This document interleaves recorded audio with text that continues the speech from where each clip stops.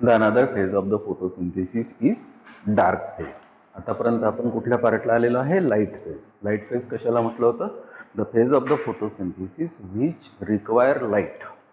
The light dependent phase of the photosynthesis which takes place in grana portion of the chloroplast is called as light phase. Light phase मध्ये काय काय product तयार झाले होते? Cyclic मध्ये product तयार झाला होता. सायक्लिक फोटोफॉस्फोरायलेशन मध्ये प्रोडक्ट तयार झाला होता एटीपी. नॉन सायक्लिक फोटोफॉस्फोरायलेशन मध्ये प्रोडक्ट तयार झाले होते एटीपी, NADPH2 अँड ऑक्सिजन. आता याच्यापैकी ATP and NADPH2 which are formed in light phase, which are formed in grana, now they are transported to the stroma portion of the chloroplast, and the ATP and NADPH2 which is collectively called as assimilatory power, now it take part in dark phase. The ATP and NADPH2 which are formed in light phase now enter into the dark phase, which are collectively called as assimilatory power. That is called as assimilatory power. म्हणजे काय की light phase मध्ये ATP NADPH2 जो तयार झाला आहे ग्रानामध्ये, तो आता स्ट्रोमामध्ये जाईल आणि स्ट्रोमामध्ये जाऊन दुसरी फेज स्टार्ट करेल. त्याला काय म्हणतो आपण? Dark phase. की ज्या डार्क फेज मध्ये CO2चं रिडक्शन करायचं आहे ग्लुकोजमध्ये. ज्या डार्क फेज मध्ये CO2चं रिडक्शन करायचं आहे ग्लुकोजमध्ये. आणि CO2चं रिडक्शन ग्लुकोजमध्ये केव्हा होईल? जेव्हा CO2ला हायड्रोजन मिळेल तेव्हा. मग CO2ला हायड्रोजन कोण देईल? तर NADPH2 हा ओरिजिनल NADPH2 नाही आहे, तो NADP आहे. त्याला आपण त्या पर्टिक्युलर नॉन सायक्लिक फोटोफॉस्फोरायलेशन मध्ये हायड्रोजन दिला म्हणून तो रिड्यूस झाला. कशामध्ये? NADPH2. तर तो NADPH2 आता या कार्बन डायऑक्साईडला हायड्रोजन सप्लाय करेल. तो NADPH2 या पर्टिक्युलर डार्क फेज मध्ये CO2ला हायड्रोजन सप्लाय करेल आणि upon obtaining hydrogen this particular carbon dioxide it undergo reduction and upon reduction that particular CO2 it is converted into the glucose, and this particular reaction, the reduction of this particular CO2 into glucose, this particular reaction does not require light, or this particular reaction it is independent of light.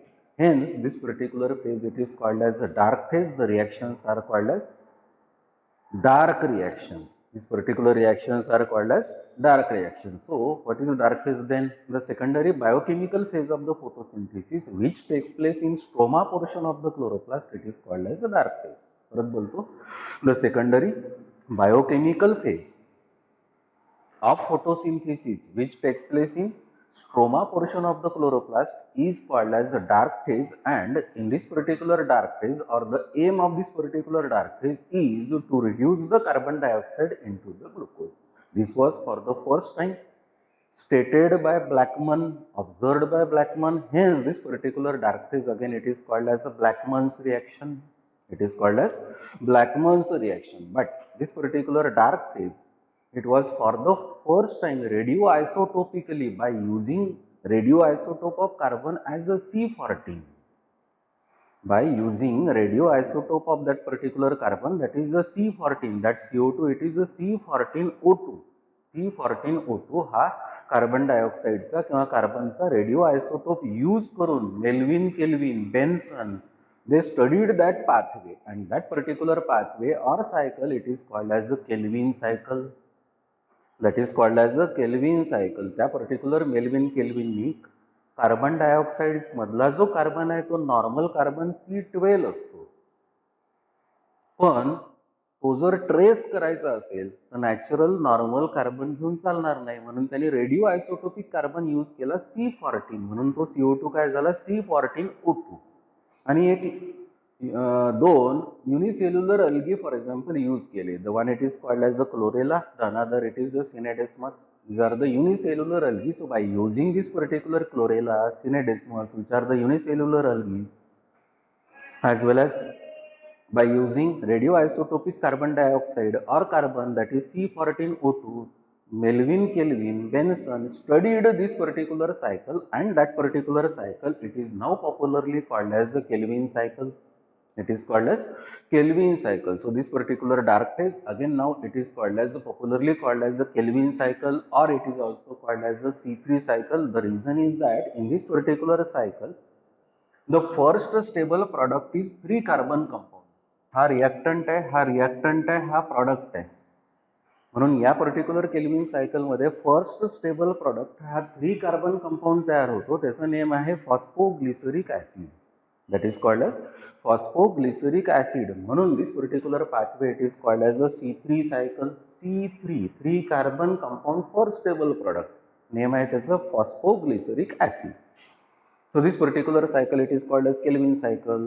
This particular pathway again it is called as a C3 cycle, or this is also called as a dark phase. आता ही dark phase आपल्याला या particular plants मधली green plants मधली study करायची. Actually dark phases 3 प्रकारचे आहेत. There are 3 different types of dark phases which are if observed in different types of plants. For example, the C3 cycle, the C4 pathway, then other it is called as a CAM. म्हणजे आपल्याला dark phases 3 study करायचे. तीनही dark phase मध्ये एकच गोष्ट होणार आहे, CO2 चं रिडक्शन होणार आहे ग्लुकोज मध्ये, पण प्रोसेसेस वेगवेगळे आहे. So first it is called as Calvin cycle, the another it is called as HSK pathway, the another it is called as a CAM. Calvin सायकलला दुसरं पण नेम आहे, that is called as a C3 cycle. HSK pathway हे आहे Hatch, Slack and Kortschak. Hatch, Slack and Kortschak pathway. So this is called as HSK pathway. या पाथवेला C4 pathway म्हणतात. Another it is called as CAM, that is called as Crassulacean acid metabolism. आपण first pathway और cycle मध्ये जाऊ. that cycle it is called as Kelvin cycle. So what is Kelvin cycle, or this is also called as the C3 cycle. So actually this particular Kelvin cycle it takes place in all the plants. The Kelvin cycle, the dark phase, it takes place in all the plants. सगळ्या plants मध्ये दिसते. In this particular pathway the carbon dioxide it undergo reduction in presence of assimilatory power, and upon reduction that particular carbon dioxide it is converted into the glucose. The assimilatory power is ATP and NADPH2. ATP NADPH2 ला आपण collectively assimilatory power म्हणतो. NADPH2 फक्त जर सांगायचं असेल तर that is called as reducing power, कारण तो कार्बन डायऑक्साइडला रिड्यूस करणार आहे. So NADPH2 alone it is called as a reducing power, but NADPH2 and ATP together it is called as assimilatory power. That is called as assimilatory power. So with the help of this particular utilizing assimilatory power in this particular Kelvin cycle or in this particular dark phase, the carbon dioxide upon reduction it is converted into glucose. So this is the cycle. That cycle it is called as the Kelvin cycle, which was for the first time it was given by Melvin Kelvin. Hence that particular cycle it is called as the Kelvin cycle. The first stable product of this particular cycle is a 3 carbon compound phosphoglyceric acid. Hence this particular Kelvin cycle it is called as C3 cycle, and the main steps which takes place or which occur in this particular Kelvin cycle are the formation of PGA, reduction of PGA, synthesis of glucose and regeneration of RUDP. या diagram मध्ये ही kelvin सायकलची C3 सायकलची diagram आहे. या diagram मध्ये आपल्याला 4 steps दिसेल. The first it is called as the formation of PGA, second is called as reduction of PGA, third it is called as synthesis of glucose, and fourth it is called as regeneration of RUDP. Regeneration of RUDP. इथून तर इथपर्यंत आहे, that is called as the formation of PGA. इथून तर इथपर्यंत आहे, that is called as the reduction of PGA, आणि इथून इथपर्यंत आहे, that is called as the synthesis of glucose, आणि इथून तर परत इथपर्यंत असेल तर that is called as regeneration of RUDP. Process start करू आपण. The first step it is called as the formation of PGA. This is also called as the carboxylation phase, कारण या पर्टिक्युलर फेजमध्ये कार्बन डायऑक्साईड ऍड होणार आहे. Add होणे that is called as a कार्बॉक्सिलेशन.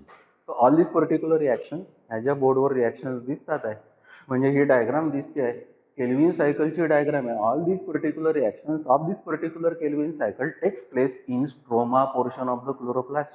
Text place in the stroma portion of the chloroplast. मग आता त्या स्ट्रोमामध्ये काय आहे, आता इथून स्टार्ट करू आपण आपल्या प्रोसेसला. In the stroma there is presence of a 5 carbon compound that is called as RUDP.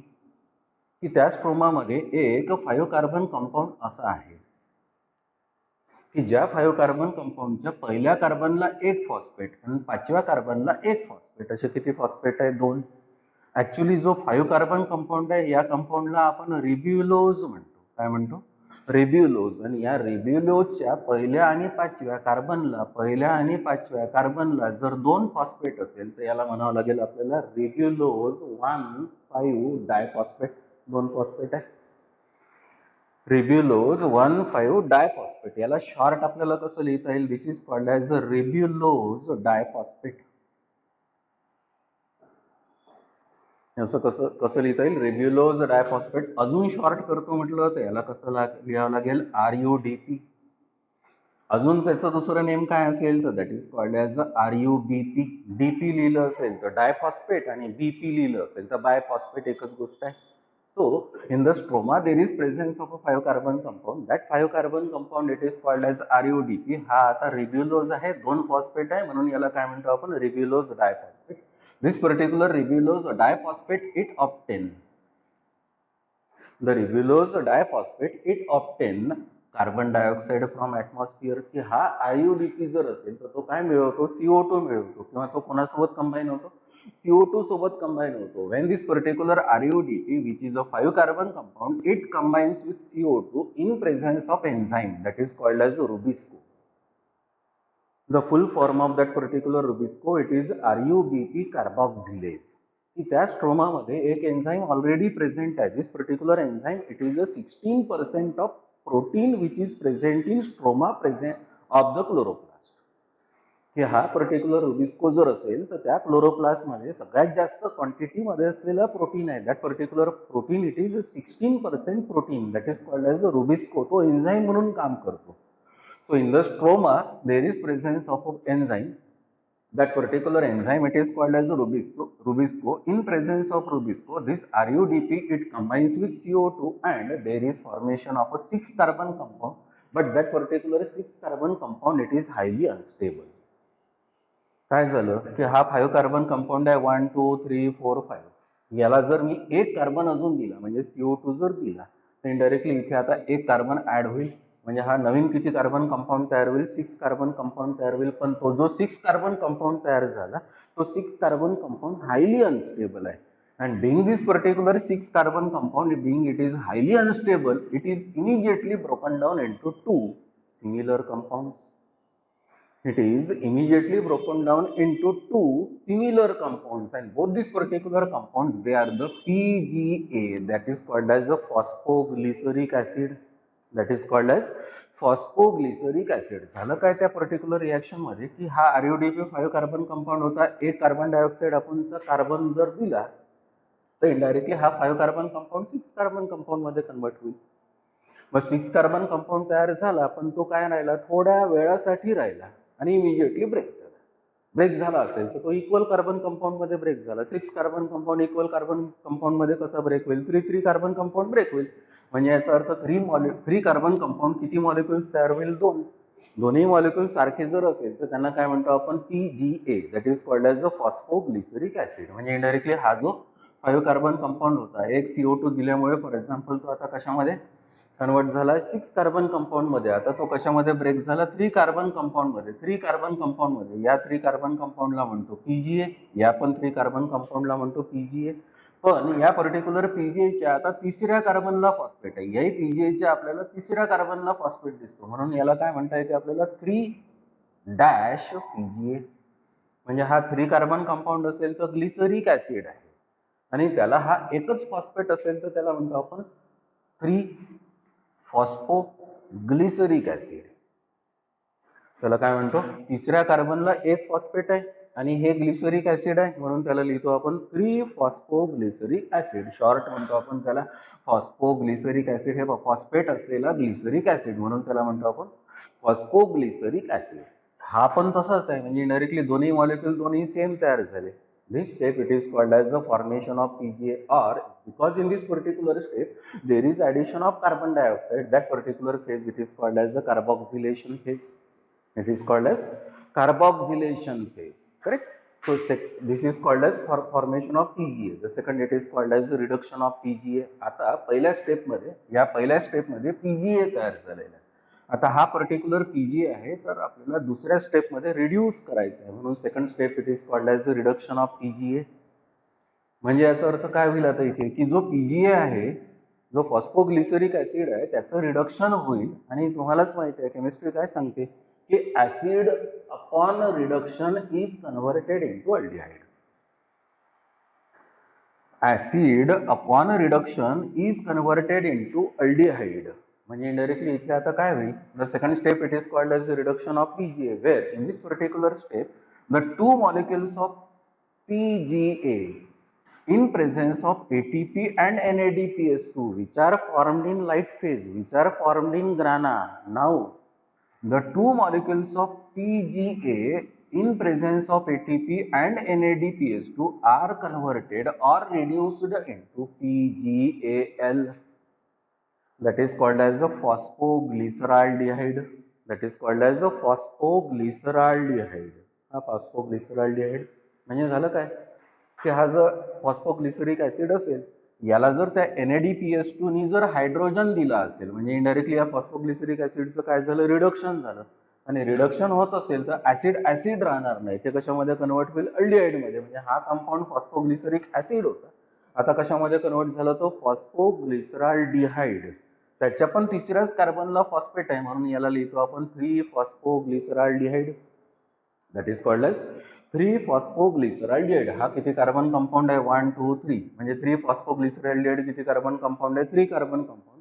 This particular reaction takes place in presence of enzyme that is called as a TPD, that is called as a triose-phosphate dehydrogenase. That is called as a triose-phosphate dehydrogenase. या एन्झाईमच्या presence मध्ये ही reaction झाली, where the PGA phosphoglyceric acid in presence of assimilatory power is converted into phosphoglyceraldehyde. phosphoglyceraldehyde. मग आता या PGA चे molecules तुम्हाला किती दिसतात, इथे 2. म्हणजे फॉस्फोग्लिसराल्डिहाइड चे पण मॉलिक्युल्स रिडक्शन झाल्यानंतर किती तयार झाले, 2. 2 पैकी काय होईल आता, of the two molecules of this particular PGAL. Actually आपल्याला शेवटी बॅलन्स करायचं आहे, हे 2 नाही आहे, 12 आहे. बघू आपण आता, सध्या इथे 2 आहे, पण आता हे सपोज फॉर एक्झाम्पल आपण असं समजलो की PGL चे मॉलिक्युल समजा 2 आहे, तर एक PGL चा मॉलिक्युल तसाच राहील आणि दुसरा PGL चा मॉलिक्युल त्याच्या आयसोमर मध्ये कन्वर्ट होईल. एक PGL चा मॉलिक्युल पहा, हे 2 आहे PGL चे मॉलिक्युल्स, म्हणजे हे 2 आहे, पण 2 पैकी एक PGL चा मॉलिक्युल तसाच राहील, पण दुसरा जो PGL चा मॉलिक्युल आहे तो आता कन्वर्ट होईल त्याच्या आयसोमर मध्ये. So next reaction is 1 molecule of PGAL, 1 molecule of PGAL is converted into its isomer. That isomer it is called as the DHAP. That is called as the dihydroxyacetone phosphate. That is called as dihydroxyacetone phosphate. म्हणजे indirectly एक जर aldehyde असेल तर हा ऍसिटोन म्हटलं म्हणजे ketone आहे. आणि तुम्हालाच माहिती आहे की aldehyde and ketones they are the आयसोमर्स of each other. They are the isomers of each other. So one molecule of PGAL is converted into its isomer, that is called as DHAP, that is called as dihydroxyacetone phosphate. हा जर 3 carbon compound असेल तर त्याचा आयसोमर पण 3 carbon compound असायला पाहिजे. This isomerization reaction takes place in presence of an enzyme that is called as a triose-phosphate isomerase. That is called as triose-phosphate isomerase. म्हणजे आता तुम्हाला या बोर्डवर काय दिसत आहे की एक मॉलिक्युल PGAL चा आहे, दुसरा मॉलिक्युल DHAP चा आहे. आता पुढे काय होईल, so this is the second step. Second step it is called as reduction of PGA. This is also called as a glycolytic reversal.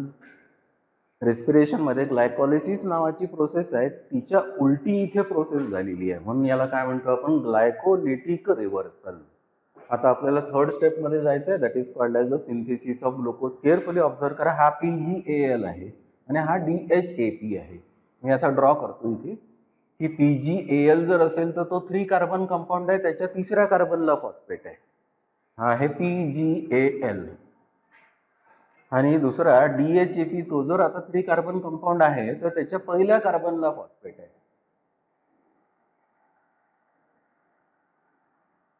हा आहे एवढा DHAP आणि हा खालचा आहे आता PGAL. म्हणजे हा 3 कार्बन कंपाऊंड आहे DHAP आणि हा PGAL पण 3 कार्बन कंपाऊंड आहे. आता पुढे काय होईल बघा, 1 molecule of PGAL combines with 1 molecule of DHAP in presence of aldolase enzyme is converted or combined to form new 6 carbon compound that is called as the fructose 1,6 diphosphate. Fructose 1,6 diphosphate. झालं काय की एक molecule PgAlचा हा एवढा आणि एक molecule DHAPचा हा एवढा जर कंबाईन झाले तर इनडायरेक्टली पहा आता 6 कार्बन कंपाऊंड तयार होईल. 1 2 3 4 5 6. पण या 6 कार्बन कंपाऊंडला आता पहिल्या कार्बनला पण फॉस्फेट दिसतो, 6 कार्बनला पण फॉस्फेट दिसतो. म्हणून या पर्टिक्युलर 6 कार्बन शुगरला नेम काय करू आपण? Fructose.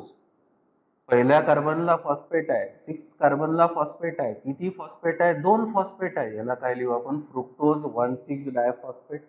Fructose 1,6 diphosphate. So one molecule of PGL combines with one molecule of DHAP in presence of aldolase enzyme. It is converted into, or that forms the fructose 1,6 diphosphate, which is a 6 carbon compound.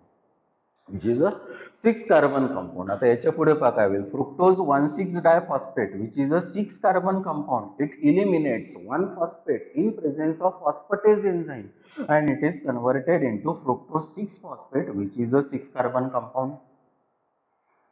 म्हणजे झालं काय की हा fructose 1,6 diphosphate जर असेल तर या fructose 1,6 diphosphate मधल्या पहिल्या कार्बनचा फॉस्फेट निघून गेला कुठल्या एन्झाईमच्या प्रेझेन्स मध्ये? Phosphatase.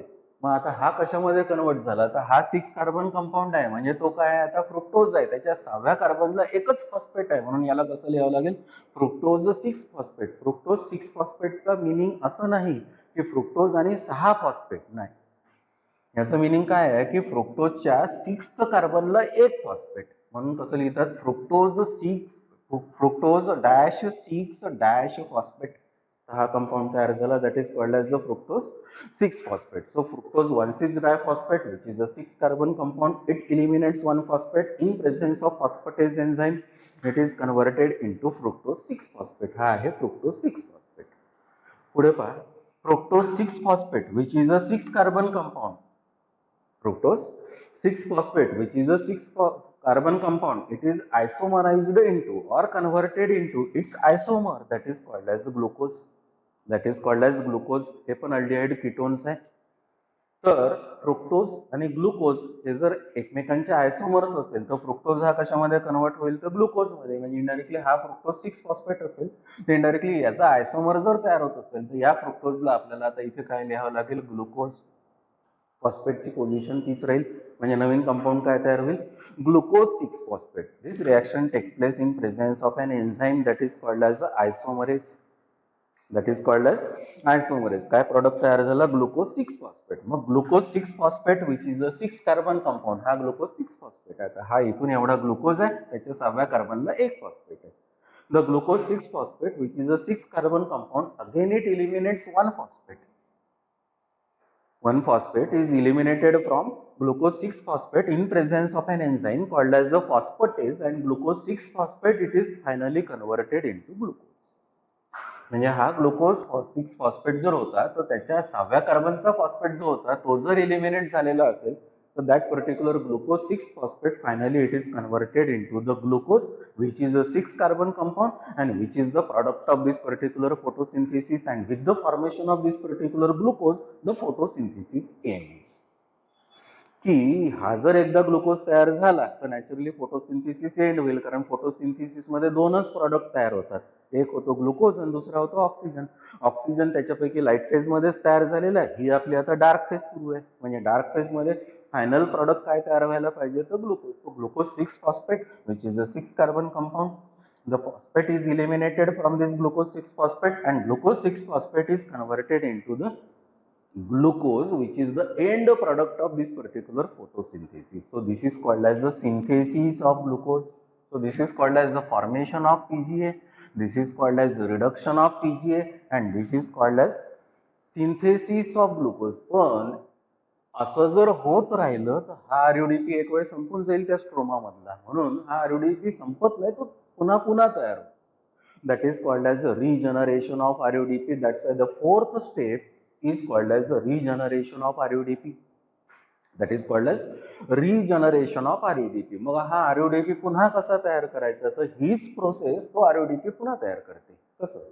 One molecule of PGL चा एक molecule combines with one molecule of fructose 6 phosphate. हा 6 कार्बन कंपाऊंड आहे, हा 3 कार्बन कंपाऊंड आहे. One molecule of PGL combines with one molecule of fructose 6-phosphate. There is formation of a 9-carbon unstable compound. There is formation of 9-carbon unstable compound, and that particular 9-carbon unstable compound in series of reaction form various compounds. The various compounds are erythrose 4-phosphate, xylulose 5-phosphate, pseudoheptulose 7-phosphate, ribose 5-phosphate, ribulose 5-phosphate. असे मध्ये intermediate compound खूप सारे तयार होतात. त्याच्यापैकी आपल्या कामाचा जो आहे तो आपण इथे लिहिला, that is called as ribulose 5-फॉस्फेट. हा कसा कंपाऊंड आहे पुन्हा? रिब्युलोज 5-फॉस्फेट हा 5 कार्बन कंपाऊंड आहे. हा 5 कार्बन कंपाऊंड आहे रिब्युलोज 5-फॉस्फेट. या ऍक्च्युली 5 कार्बन कंपाऊंड जो आहे याला काय लिहिलं आपण? रिब्युलोज. याच्या 5th कार्बनला जर फॉस्फेट असेल तर याला लिहावं लागेल आपल्याला रिब्युलोज 5-फॉस्फेट, किंवा याला कसं लिहावं लागेल? रिब्युलोज 5-फॉस्फेटचं लिहिता येईल, नाही तर मग याला लिहावं लागेल आपल्याला रिब्युलोज मोनोफॉस्फेट. ही रिब्युलोज शुगर आहे, त्याला एकच फॉस्फेट आहे म्हणून याला काय म्हणतो आपण? Ribulose monophosphate. So one molecule of PGL combines with one molecule of fructose 6-phosphate. There is formation of a 9-carbon unstable compound, and in further series of reactions there is formation of various compounds like erythrose 4-phosphate, xylulose 5-phosphate, pseudoheptulose 7-phosphate, pseudoheptulose 1,7-diphosphate, ribose 5-phosphate, ribulose 5-phosphate. हा रिब्युलोज 5-फॉस्फेट आहे. यालाच आपण काय म्हणतो? RUMP. So this is the 5 carbon compound. हा दिसून राहिला आहे 5 कार्बन कंपाऊंड. 5 कार्बन कंपाऊंड आहे, 5व्या कार्बनला एक फॉस्फेट आहे. That's why that is called as ribulose five phosphate. यालाच म्हणतो आपण ribulose monophosphate. So this particular ribulose monophosphate, नाव it obtain 1-phosphate from ATP, and ribulose monophosphate, it is converted into ribulose diphosphate. Thus this particular RUDP is regenerated. झालं काय की हा रिब्युलोज monophosphate आहे, हा एक फॉस्फेट असतो याच्याकडे. हा RUDP मध्ये कन्वर्ट होताना त्या रिएक्शनच्या वेळेस ATP ब्रेक होतो ADP इनऑर्गॅनिक फॉस्फेट मध्ये, आणि हा इनऑर्गॅनिक फॉस्फेट या रिब्युलोज मोनोफॉस्फेटच्या पहिल्या कार्बनला जॉईन. मग पहिल्या कार्बनला जॉईन होत असेल तर आता हा RUMP राहिला नाही, तो कशामध्ये कन्वर्ट झाला? RUDP, जिथून आपण प्रोसेस स्टार्ट केली. So this particular RUMP, it obtain 1-phosphate from the ATP, and RUMP, it is finally converted into the RUDP. This process, it is called as regeneration of RUDP. That this is called as regeneration of RUDP. आता actually या पूर्ण process मध्ये 5 steps कोणत्या कोणत्या होते? The first step, it is called as the formation of PGA. Second, it is called as the reduction of PGA. Third, it is called as the synthesis of glucose. The next, it is called as regeneration of RUDP. हे तर important आहे, पण characteristic बघा. For the formation of single molecule of glucose, for the formation of single molecule of glucose, तुम्हाला equation फोटोसिंथेसिसचं आठवते. 6CO2 plus 12H2O in presence of light and chlorophyll gives 1 molecule of glucose, 6 molecules of water and 6 molecules of oxygen. म्हणजे एक glucose molecule तयार करण्यासाठी CO2 चे किती molecules लागतात? 6. मी काय म्हटलं? For the formation of this particular 1 molecule of glucose, this particular carbon dioxide which is required for this Kelvin cycle, it is in 6 numbers. म्हणजे हा कार्बन डायऑक्साइड या प्रोसेस मध्ये 6 टर्म घेईल.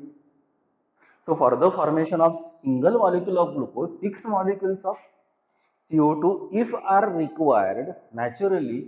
आता हा 6 मॉलिक्यूल, एका मॉलिक्यूल साठी आपण फॉर एक्झाम्पल इथे काय म्हटलं की ATP NADPH2 चे मॉलिक्युल्स लागतात, ज्याला काय म्हणतो आपण? ऍसिमिलेटरी पॉवर. PGA च्या एका मॉलिक्यूलच्या रिडक्शन साठी एक ATP आणि एक NADPH2 लागेल. PGA च्या एका मॉलिक्यूलच्या रिडक्शन साठी एक ATP, एक मॉलिक्यूल NADPH2 चा लागेल. पण या PGA चे किती मॉलिक्यूल्स तयार होणार आहे? 12. 12 कसे? एका CO2 पासून PGA चे मॉलिक्युल्स किती तयार झाले आहे? तर 2. 6 मॉलिक्यूल CO2 चे जर फोटोसिंथेसिस मध्ये या डार्क फेज मध्ये इन्व्हॉल्व होत असेल तर हे किती टोटल तयार होतील? तर 12. So for the formation of this particular single molecule of glucose, 6 molecules of CO2 are required, and for the reduction of this particular CO2, 6 molecules of CO2, this particular Kelvin cycle or this particular C3 cycle, it require 12 molecules of NADPH2 and 18 molecules of ATP. 12 molecules of NADPH2 and 18 molecules of ATP. कसं observe करू आपण आता हे suppose for example हे 6 molecules consider केले तर 12 molecules पीजीएचे होईल. 12 मॉलिक्युल्ससाठी NADPH2 नी जर त्या 12 मॉलिक्युल्सला रिड्यूस करायचं जर असेल तर NADPH2 चे मॉलिक्युल्स किती लागेल तर 12. हे लिहिले आपण इथे 12. एटीपीचे पण मॉलिक्युल्स त्या 12 मॉलिक्युलला रिड्यूस करायला एनर्जी प्रोव्हाइड करायला किती लागेल तर 12. ऍक्च्युअली इथे ऑब्झर्वेशन काय दिसते, there is requirement of 12 molecules of ATP, 12 molecules of NADPH2 पण नाही. रिडक्शन साठी NADPH2 चे मॉलिक्युल 12 लागेल, एटीपी चे मॉलिक्युल इथे 12 लागेल. पण RUDP जर रिजनरेट व्हायचं असेल RUMP पासून तर या CO2 चे मॉलिक्युल्स किती घेतलेले आहे आपण 6. RUDP चे पण मॉलिक्युल्स नवीन किती लागेल आपल्याला 6. म्हणजे ATP चे मॉलिक्युल्स इथे किती जास्त यूज होईल 6. म्हणजे 12 मॉलिक्युल्स ऑफ ATP इथे, 6 मॉलिक्युल्स ऑफ ATP इथे, म्हणजे टोटल किती झाले 12 plus 6 is equal to 18. So for the formation of single molecule of glucose, this particular Kelvin cycle utilizes 6 molecules of CO2 if that require 18 molecules of ATP and 12 molecules of NADPH2. So finally there is formation of one product, that particular product of that particular dark phase, it is called as glucose. So all these particular reactions that takes place in the stroma portion of the chloroplast, and all these particular reactions are independent of light. Hence this particular phase it is called as a dark phase. It was for the first time radioisotopically studied by Melvin Kelvin. Hence this particular cycle it is popularly called as the Kelvin cycle. But in this particular Kelvin cycle, the first stable product is 3 carbon compound. The 3 carbon compound it is called as the phosphoglyceric acid. हे दोन reactant आहे, तो product आहे. So in this particular Kelvin cycle, the first stable product is 3 carbon compound that is called as a PGA. Hence this particular Kelvin cycle it is again called as a C3 cycle. It is called as C3 cycle. So this is called as C3 cycle. This is also called as Kelvin cycle. This is also called as Kelvin-Benson cycle. This is also called as a dark phase. The another dark phase is HSK pathway. किंवा याला HS pathway पण म्हणतात. This pathway again it is called as the C4 pathway. So this particular pathway again it is the pathway of the dark phase. म्हणजे सगळ्याच plants मध्ये pure kelvin cycle झाली पाहिजे असं नाही. काही प्लांट्स मध्ये ही पण एक डार्क फेजची पाथवे होईल. That particular pathway it is called as C4 pathway, or this is called as HS pathway, or it is called as HSK pathway. Mainly this particular pathway it takes place in plants which are called as grasses and some dicots. These particular plants mainly they belongs to group, that group it is called as a tropical plants. ही जी dark phase आहे ही dark phase tropical plants मध्ये होते. Particularly त्या tropical plants मधले maximum grasses आणि काही डायकॉट्स असं म्हणतात की अराउंड 600 मोनोकॉट प्लांट्स आणि अराउंड 300 डायकॉट प्लांट्स मध्ये ही पर्टिक्युलर डार्क फेज होते. That particular dark phase it is called as HSK pathway. That particular pathway again it is called as a C4 pathway. So in this particular pathway, why this particular pathway actually it is called as C4 pathway? In this particular pathway the first stable product is 4 carbon compound. The first stable product is 4 carbon compound that is called as oxaloacetic acid. या particular pathway मध्ये HSK pathway मध्ये किंवा या C4 pathway मध्ये पहिला stable product जो आहे तो 4 कार्बन कंपाऊंड तयार होतो. केल्विन सायकल मध्ये पहिला स्टेबल प्रोडक्ट हा 3 कार्बन कंपाऊंड तयार होत होता, म्हणून केल्विन सायकलला C3 सायकल म्हणत होतो. पण या पर्टिक्युलर डार्क फेज मध्ये पहिला स्टेबल प्रोडक्ट हा 4 कार्बन कंपाऊंड तयार होतो. That is called as oxaloacetic acid. That is called as oxaloacetic acid. So oxaloacetic acid being it is the first stable product of this particular dark phase. This particular dark phase it is called as a C4 pathway, which was studied by Hatch and Slack. या दोन सायंटिस्टनी ही process डिस्कवर केलेली आहे. That's why this particular pathway it is called as a Hatch and Slack pathway. But the co-worker of Hatch and Slack was Kochak. Hatch आणि Slack हे दोन scientist तर होतेच, पण त्यांचा एक कोवर्कर पण होता, Kortschak. That's why this particular pathway again it is called as the HSK pathway.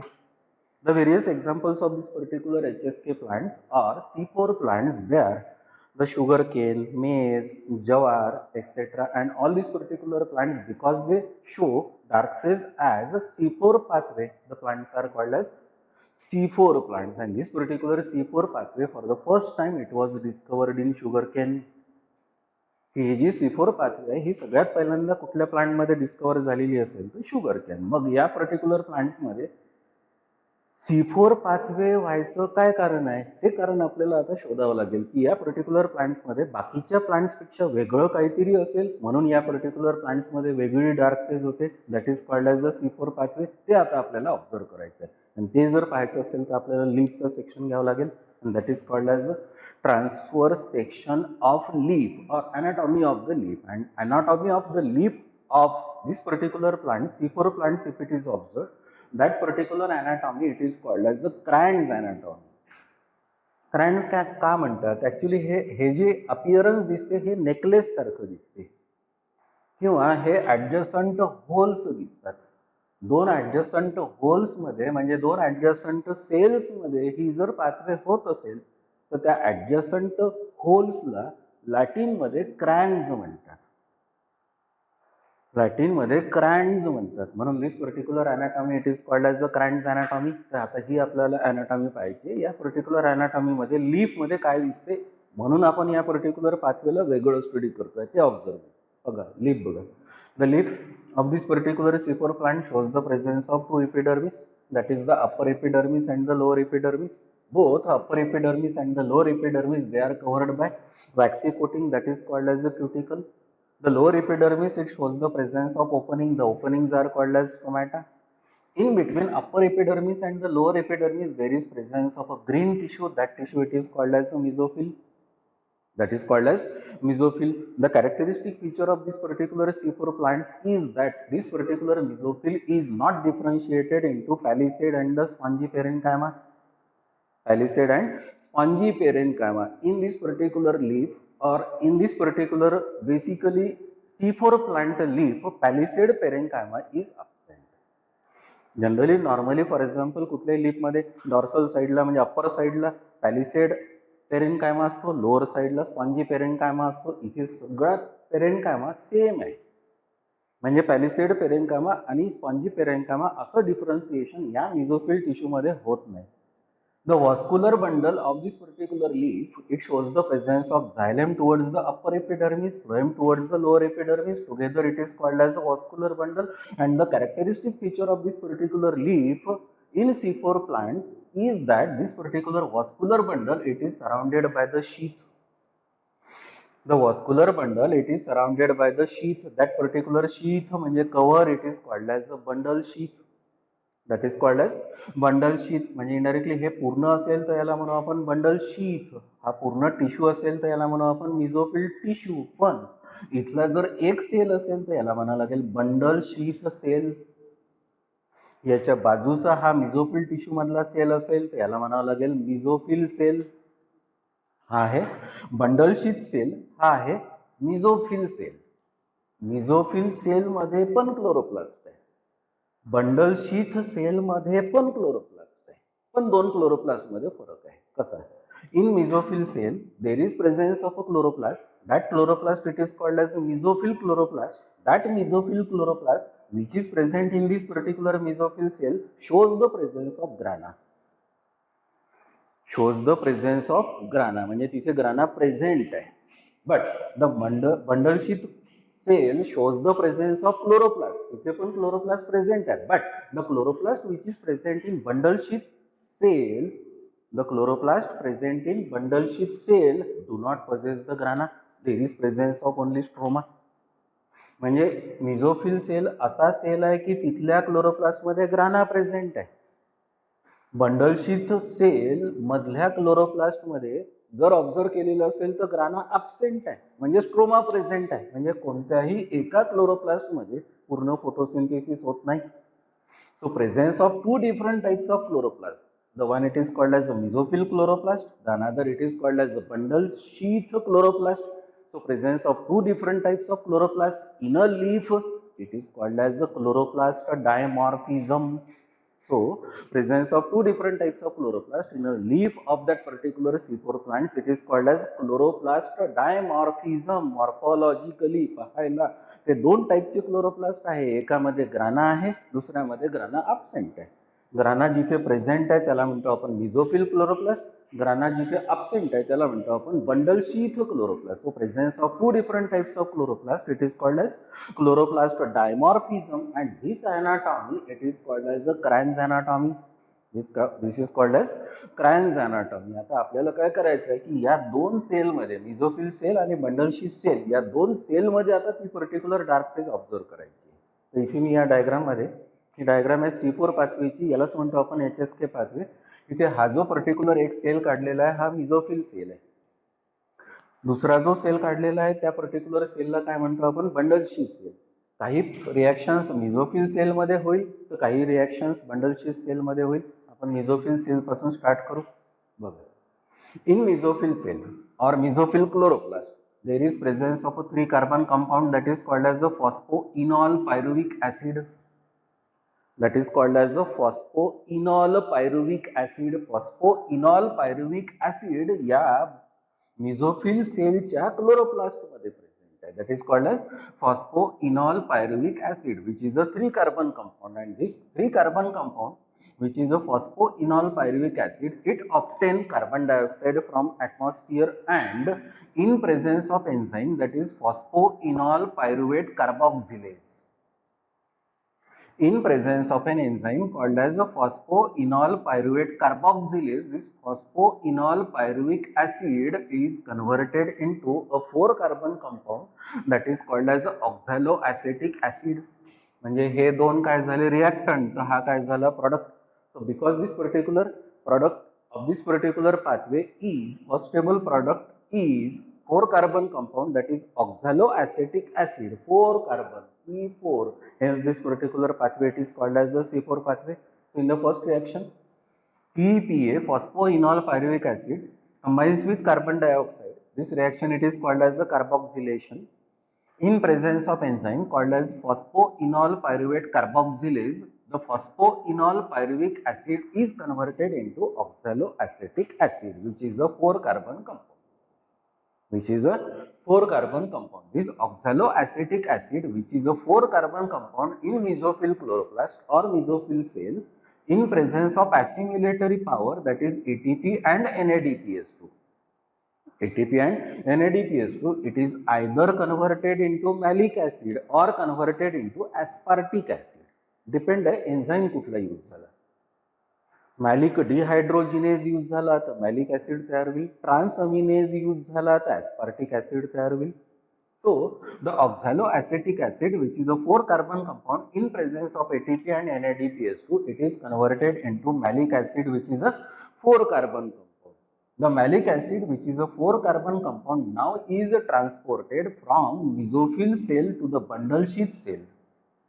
मेझोफिल cell to the bundle sheath cell. कोण मॅलिक ऍसिड हा कुठे ट्रान्सफर झाला, मेझोफिल सेल मध्ये तयार झाला, पण त्याच्या पुढच्या रिएक्शन करायला तिथे स्ट्रोमा अवेलेबल नाही, म्हणून तो मॅलिक ऍसिड 4 carbon कंपाऊंड आहे, तो कुठे ट्रान्सफर होईल बंडल शीथ सेल मध्ये. And in bundle sheath cell this particular malic acid which is a 4 carbon compound it undergo decarboxylation. Decarboxylation, and upon decarboxylation this particular malic acid is converted into pyruvic acid. म्हणजे आपण दिला काय carbon dioxide, मिळाला काय carbon dioxide. इथे fix काय झाला carbon dioxide carbon, इथे पुन्हा अजून कार्बन फिक्स होणार आहे, म्हणून in this particular plants there is double fixation of carbon. There is double fixation of carbon, and because of double fixation of carbon these particular plants they produce more carbohydrates, they produce more glucose, they are more productive. Such particular plants they are called as C4 plants. So the malic acid which is a 4 carbon compound, it undergo decarboxylation, and upon decarboxylation the malic acid it is converted into pyruvic acid which is a 3 carbon compound. 4 minus 1 is equal to 3. The pyruvic acid, which is a 3-carbon compound, again is transported back to the mesophyll cell. की हा कुठे तयार झालेला आहे, bundle sheath cell मध्ये. तो आता कुठे परत जाईल, pyruvic acid मध्ये. The pyruvic acid, it is a 3-carbon compound, and this particular pyruvic acid, it obtain 1 phosphate from ATP. हा ATP ADP inorganic phosphate मध्ये ब्रेक जर होत असेल तर हा inorganic phosphate या pyruvic acid ला जॉइन होईल, and this particular pyruvic acid, which is a 3-carbon compound, again it is converted into the phosphoenol pyruvic acid. म्हणजे pyruvic acid, phosphoenol pyruvic acid पासून आपण प्रोसेस स्टार्ट केली, आपण तिथेच परत आलो, पण आपला ग्लुकोज तयार झालेला नाही. This is called as a C4 pathway. This is called as C4 pathway. The eliminated carbon dioxide from malic acid in bundle sheath chloroplast or bundle sheath cell now enters in the Calvin cycle.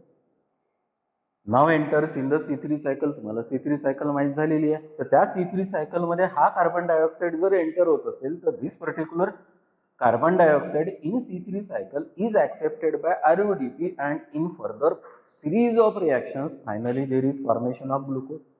Finally there is formation of glucose. So glucose is formed, but that particular glucose is formed in this cell that is called as a bundle sheath cell, where stroma is present in major quantity.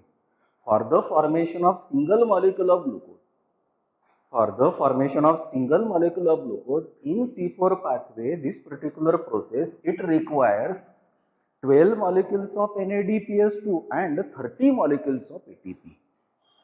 For the formation of single molecule of glucose, this particular process, it requires 12 molecules of NADPS2 and 30 molecules of ATP. So this is the pathway. That particular pathway, it is called as a dark phase. Typically this particular dark phase, it takes place in tropical plants. The examples of this particular tropical plants are grasses, most of the grasses, and some dicots. So this is the pathway. In this particular pathway, the first stable product, being it is a 4-carbon compound oxaloacetic acid, this particular pathway or this particular dark phase, it is called as C4 pathway or it is called as HSK pathway. आता C3 pathway आणि C4 pathway मध्ये काय difference होता? C3 pathway कुठल्या plants मध्ये होते?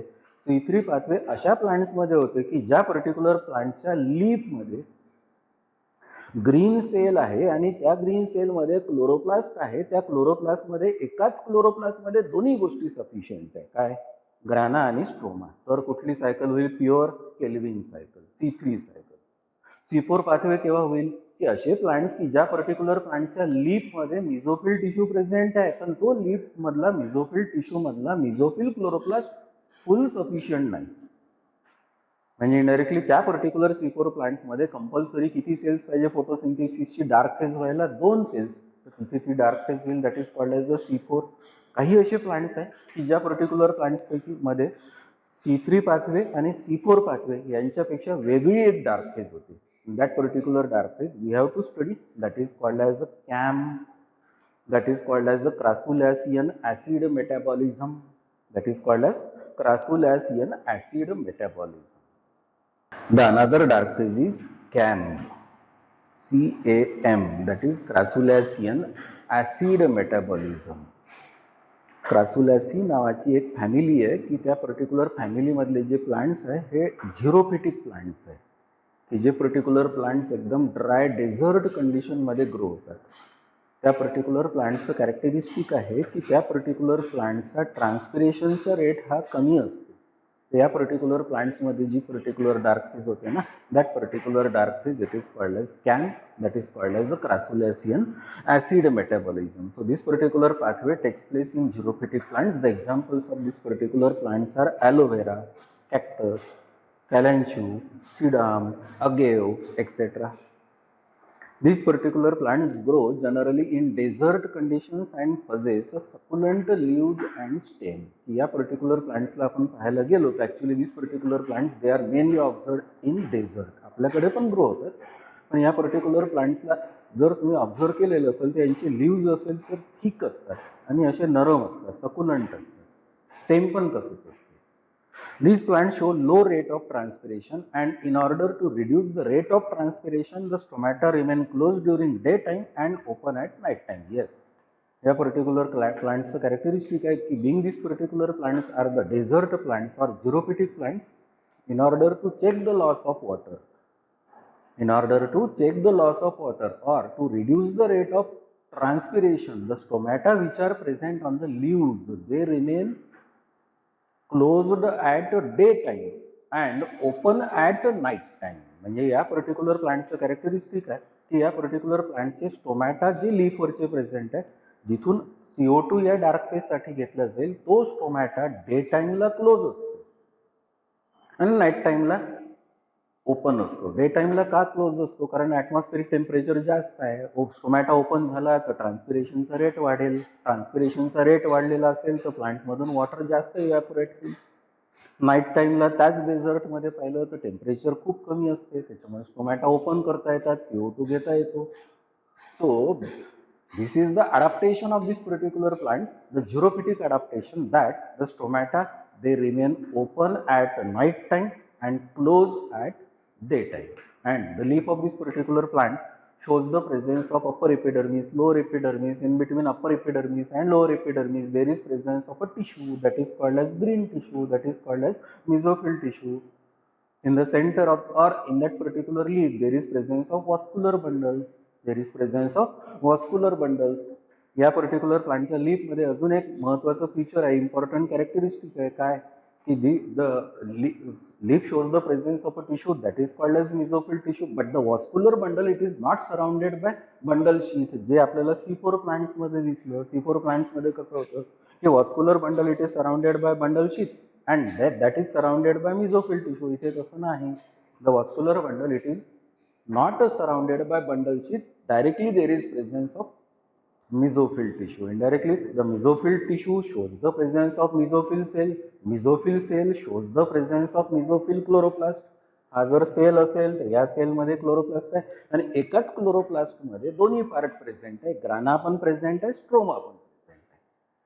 Thus, the CO2 is absorbed at night time and get converted into glucose at daytime. या particular प्लांटचं characteristic आहे की स्टोमॅटा जेव्हा ओपन असेल तेव्हा CO2 घ्यावं लागेल. म्हणजे CO2 in this particular plant CO2 it is taken at night time, but that is converted into glucose at daytime due to presence of assimilatory power. In these plants the acidity of cell increases at night time and decreases at daytime. आपल्याला pathway मध्ये गेल्यानंतर हे दिसेल की acidity त्या particular प्लांटच्या सेलची प्लांटची ही डे टाइमला इन्क्रीज नाईट टाइमला इन्क्रीज झालेली असेल पण डे टाइमला ती डिक्रीज झालेली असेल.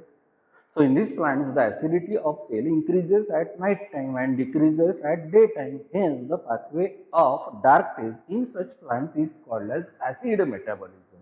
And mainly this particular acid metabolism is found in plants belonging to family Crassulaceae. Hence this particular acid metabolism it is called as the Crassulacean acid metabolism.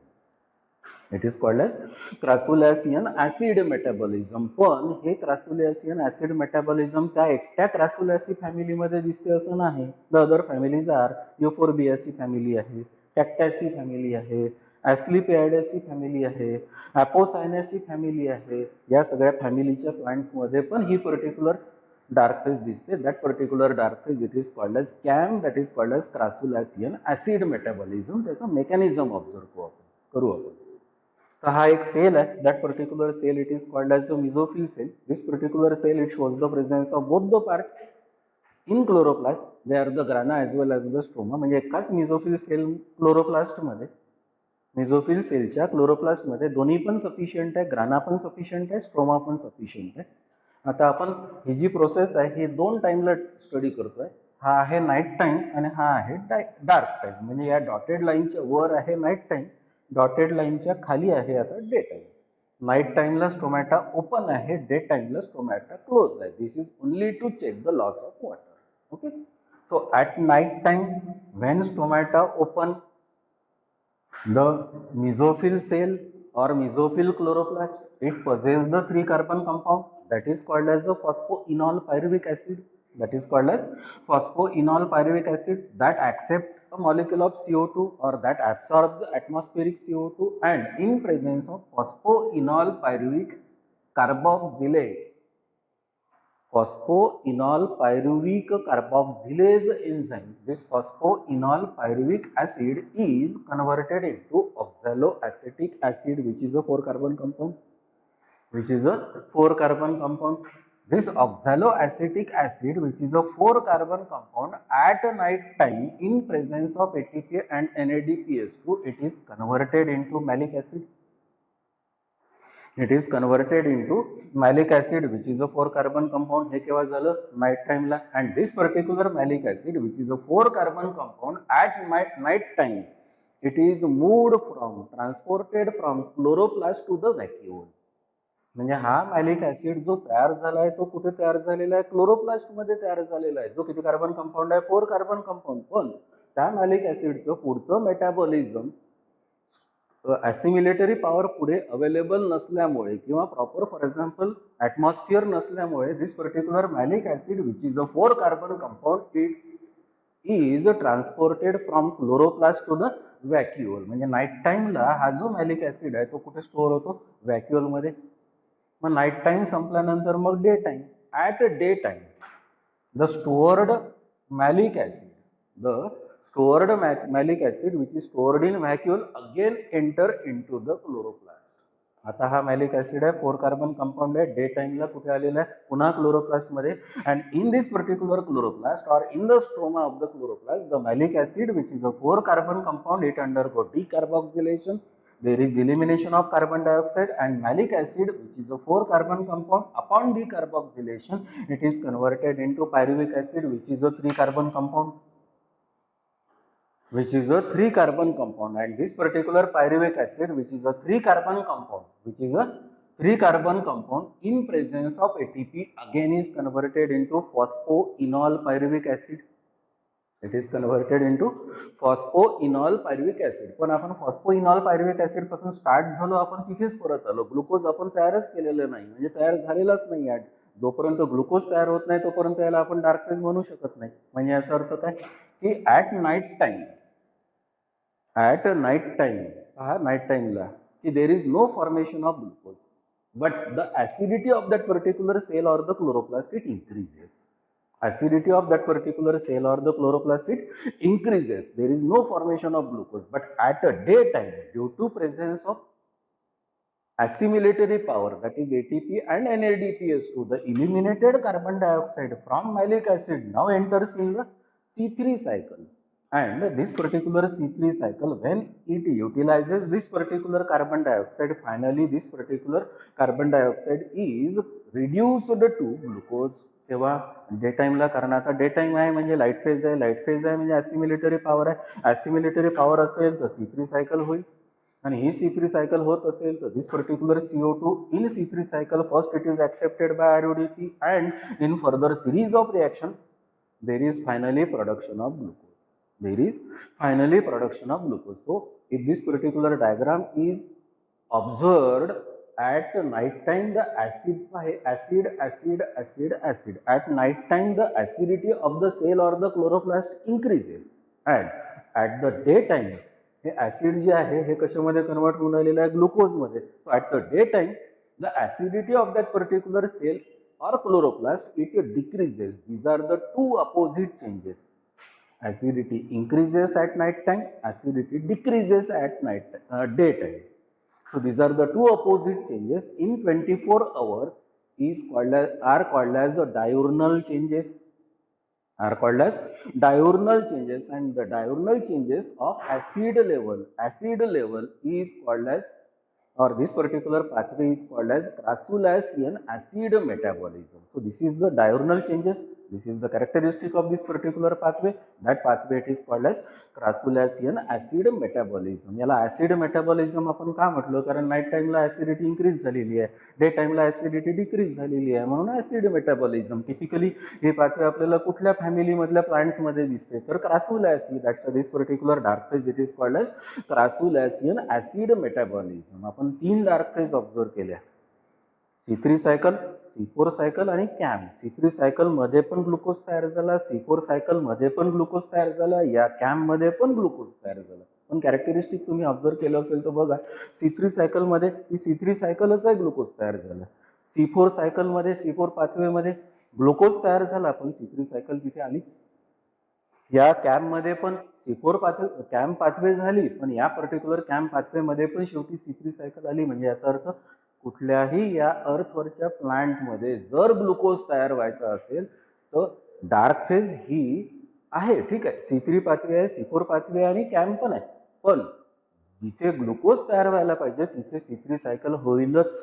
म्हणजे in C3 plants C3 cycle is there, in C4 plants also C3 cycle is there, in CAM plants the C3 cycle is there. So C3 cycle is common in all the plants which produce the glucose, and with the production of glucose this particular mechanism of this particular photosynthesis ends. Later this particular glucose is polymerized into the complex or simple carbohydrates.